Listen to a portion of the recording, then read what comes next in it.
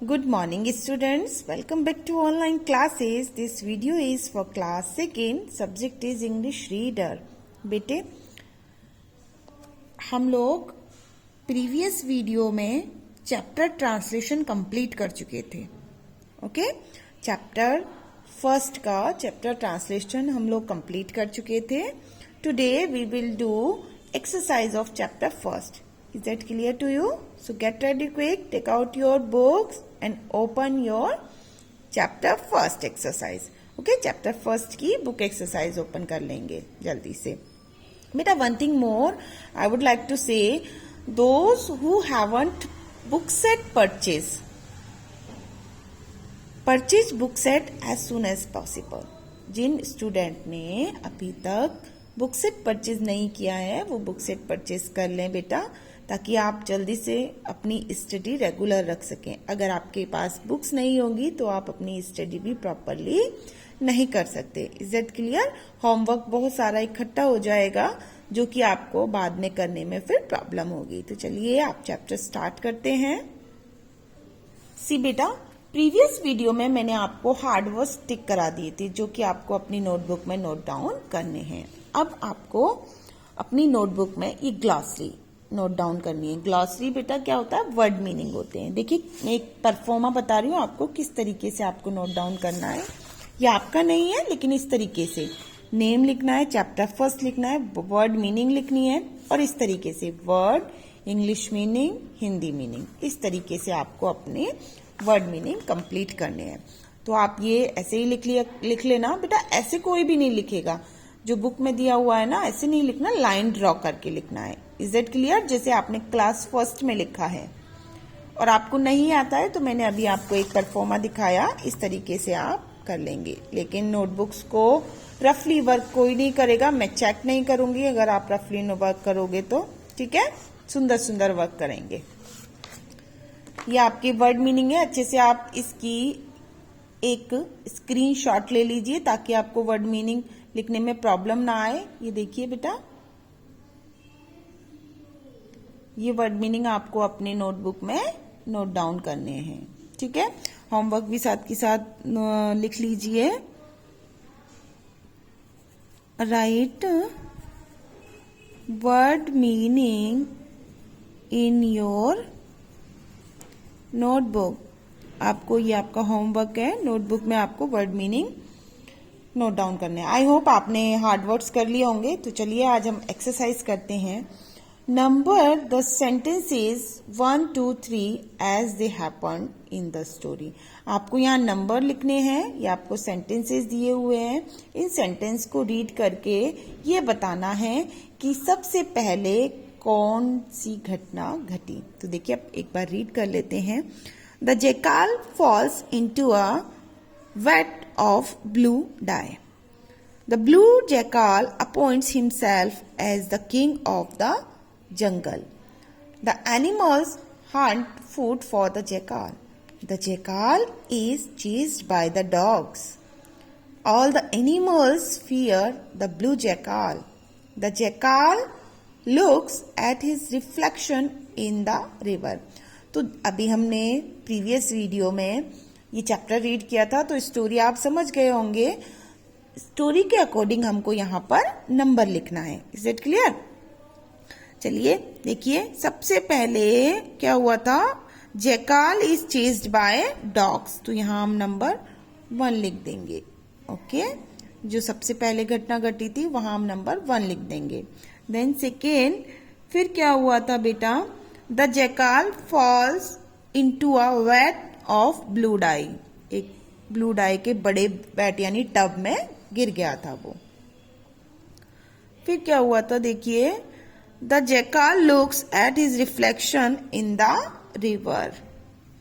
Jackal ने अपनी परछाई रिवर का जो पानी था उसमें देखी. Then what happen? All the animals fear the blue jackal. सारे जानवर जो थे वो ब्लू जैकाल से डरने लगे. फिर क्या हुआ था? The blue jackal appoints himself as the king of jungle. उसने अपने आप को जंगल का राजा अपॉइंट कर दिया. Then The animals hunt food for the jackal. So this exercise is complete now. You will do this exercise in your book itself. Book में ही करनी है आपको, notebook में नहीं करनी. These are the question answer. Question answers की मैं आपको PDF send करूंगी. Okay? PDF में से आप question answer अपनी notebook में easily note down कर लेंगे. Is that clear? Now turn the page. See, on page number 5, it is an exercise given to you. Match the group names to the names of the animals. आपको ये animals के group दिए हुए हैं, वो आपको किस एनिमल के ग्रुप को क्या बोलते हैं वो मैच करना है. वो देखिए, जैसे हमने we say a pack of dogs and pack of jackals when we want to talk about a group of dogs और jackals. जब हम जैकाल्स और डॉग के ग्रुप के बारे में बात करते हैं तो हम क्या कहते हैं? पैक ऑफ डॉग्स और पैक ऑफ जैकाल्स. ऐसे ही आपको ये बताना है कि किस एनिमल के ग्रुप को क्या कहते हैं. तो देखिए बेटा, गैगल होता है group of geese. Is that clear? Litter होता है ग्रुप ऑफ पपीज. फ्लॉक होता है group of birds. Pride group of lion. Troop group of monkeys. Herd group of elephants. And colony group of ants. Simple ना? ये आप learn भी कर सकते हो. ओके, आपको पता होना चाहिए कि किस एनिमल के ग्रुप को क्या बोलते हैं. Now come on, new exercise. Work people do.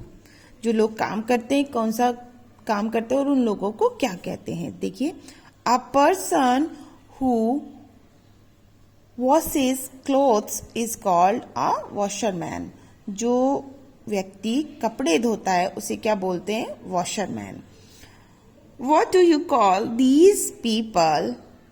Read the descriptions and write the answers. आप इन लोगों को क्या बोलते हैं आपको डिस्क्रिप्शन रीड करना है, यानी जो डिस्क्रिप्शन ये दिया हुआ है और फिर उसके अकॉर्डिंग आपको आंसर लिखने हैं. तो देखिए, a person who delivers milk, उसे हम बोलते हैं बेटा मिल्कमैन. क्या बोलते हैं? Milkman. Simple. Next, a person who makes wooden furniture, उसे हम बोलते हैं carpenter. Clear? Next, a person who mends leaky taps, जो टैप्स को लीक टैप्स को रिपेयर करता है या मेंट करता है, उसे हम बोलते हैं plumber.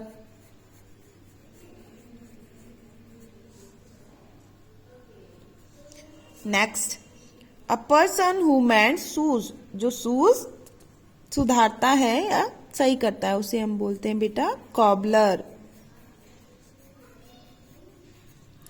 Next, a person who takes care of garden, जो गार्डन की देखभाल करता है उसे हम बोलते हैं gardener. Okay. A person who guards our locality, जो हमारी लोकेलिटी की देखभाल करता है उसे हम बोलते हैं वॉचमैन. उसे हम गार्ड्स भी बोल सकते हैं. ठीक है, watchman. So these are the answer of this exercise. See properly. Next, see, ये आपको एक एक्सरसाइज दी हुई है.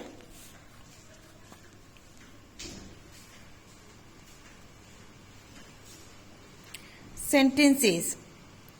Read these sentences. ये सेंटेंस आपको रीड करनी है. This jackal has fooled us. What can we do for you? He looked so strange. The first sentence says what one thinks is true. The second sentence asks someone about something. The third sentence shows that the speaker is surprised. तो देखिए 3 type के आपको sentence दिए हुए हैं। पहले sentence में ये बताता है कि एक व्यक्ति क्या, मतलब सच क्या सोचता है। सेकेंड, ये सेंटेंस में आपसे कुछ पूछा जाता है।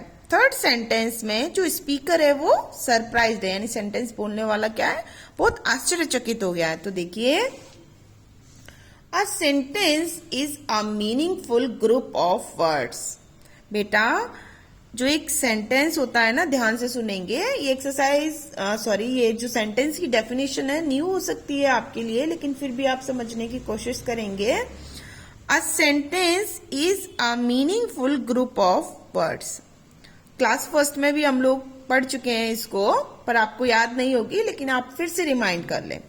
अ sentence is a meaningful group of words. Meaningful group of words होता है sentence that has least one action word. उसमें कम से कम एक एक्शन वर्ड को हम दूसरे वर्ब के नाम से भी जानते हैं, और डूइंग वर्ड या एक्शन वर्ड या डूइंग वर्ड होता है उसमें। In it begins with a capital letter. और एक सेंटेंस हमेशा कैपिटल लेटर से स्टार्ट होता है। Are you getting me? Sentence कैसे लेटर से स्टार्ट होता है? कैपिटल लेटर से। Now turn the page. How do we end sentences. और सेंटेंसेस का अंत कैसे करते हैं? स्टार्टिंग तो कैपिटल लेटर से हो गई। अब देखिए, ध्यान से सुनेंगे। If a sentence is use to say what is always true or what one thinks or knows about someone or something, it ends with a full stop. और सिंपल बेटा इसका मतलब ये है, हिंदी मीनिंग, कि किसी भी सेंटेंस में ये बताया जाए कि क्या हमेशा सच होता है, यानी सत्य होता है, कोई क्या सोचता है और किसके बारे में क्या बताता है, किसी व्यक्ति या वस्तु या स्थान के बारे में क्या बताता है। It ends with a full stop. वह फुल स्टॉप पर एंड होता है। और सिंपल हम कह सकते हैं, यदि किसी सेंटेंस में कोई स्टेटमेंट होता है जिसमें कोई इंफॉर्मेशन दी जाती है, उस सेंटेंस को हम फुल स्टॉप पर एंड करते हैं। Clear? If it is use to ask about something, यदि सेंटेंस किसी चीज के पूछने के बारे में, यानी इसमें हम कुछ पूछते हैं, तो it ends with a question mark. क्योंकि इसमें एक क्वेश्चन होता है, इसलिए क्वेश्चन मार्क पर एंड होता है।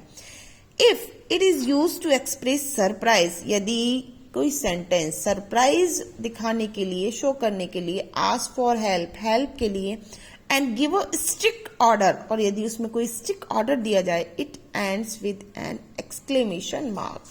तो यह एक्सक्लेमेशन मार्क पर एंड होता है। Now come on the exercise. Tick the group of word which are sentence. आपको सिर्फ और सिर्फ ये बताना है कि वो group of word right tick करने हैं जो कि क्या है, सेंटेंस है। ओके, तो देखिए, pack of walls in the jungle, it is not a sentence because it does not come true on the properties of a sentence. ये सेंटेंस की सारी प्रॉपर्टीज को कंप्लीट नहीं करता, तो इसलिए ये सेंटेंस नहीं है। What is your name? It is a sentence. Learn the rules, it is a sentence. Rubbish in class second and Nihal in class first. यहाँ फुल स्टॉप नहीं लगाया हुआ है, ये सेंटेंस नहीं है। It is a big surprise, it is a sentence. Happy birthday, ये बेटा एक एक्सप्रेशन है, ठीक है, तो इसे भी हम सेंटेंस इंक्लूड कर सकते हैं। Go home, it is a sentence. Got a bus, it is not a sentence. Now this exercise is also complete.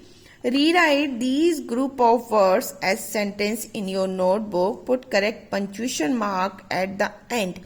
Each sentence must begin with a capital letter. ये एक्सरसाइज आप खुद करोगे।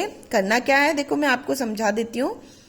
एक तो capital letter से start करना है, ठीक है? क्या करना है बेटा? कैपिटल लेटर से स्टार्ट करना है। Is that clear? और आपको पंक्चुएशन मार्क, यानी जो मैंने अभी 3 मार्क्स आपको बताए, कौन कौन से बताए थे? फुल स्टॉप, क्वेश्चन मार्क और मार्क ऑफ एक्सक्लेमेशन। ये 3 मार्क्स आपको इनमें यूज करने हैं। Okay, clear? So this chapter is complete now. आप चैप्टर सेकंड भी रीड करेंगे. मैं आपको क्वेश्चन आंसर्स की वर्कशीट सेंड कर दूंगी, तो आपको अपनी नोटबुक में क्वेश्चन आंसर कंप्लीट करने हैं. Is that clear? चैप्टर के हार्ड वर्ड्स, वर्ड मीनिंग और क्वेश्चन आंसर आपको अपनी नोटबुक में नोट डाउन करने हैं, तो चैप्टर कंप्लीट हो जाएगा. Is that clear students? After that if you have any problem you can contact me on my WhatsApp. Is that clear? Till then stay safe, stay home.